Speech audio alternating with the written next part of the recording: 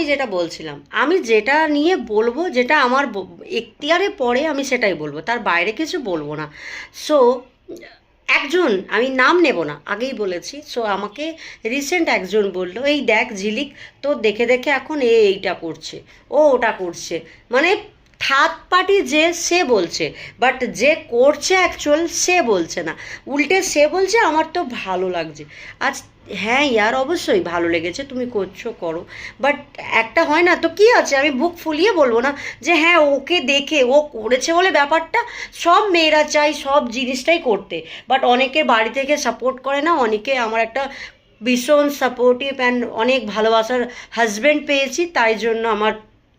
ব্যাপারটা আরও ইজি হচ্ছে, আমাকে কোনো স্ট্রাগল করতে হয়নি যে জামা কাপড় পরা নিয়ে বা নিয়ে, আমি সেটাতেও আসছি না, বা আমার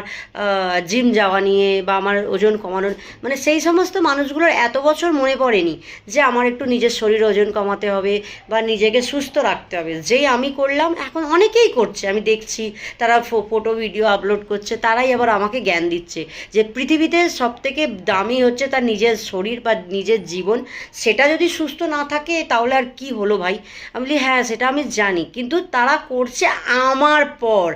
আগে না। অবশ্যই তুমি তোমার পয়সা করছো, তুমি তোমার পয়সা খরচা করে যাচ্ছ, হিংসা জাস্ট না ভাই, আমি একদমই না, এটা হিংসা নয়, জাস্ট একটা কথা হয় না যে আমি তোমাকে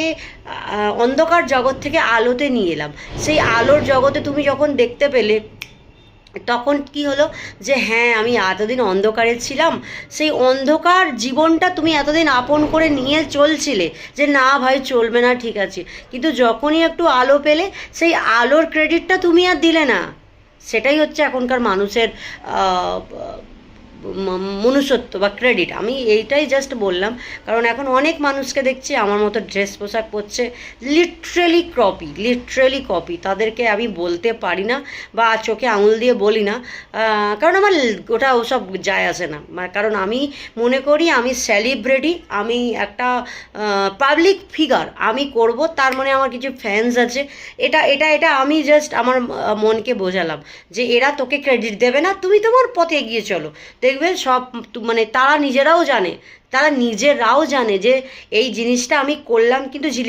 ঝিলিকের জন্য বা ঝিলিক করেছে, এগিয়ে দিয়েছে বলেই আমরা এগিয়ে এলাম।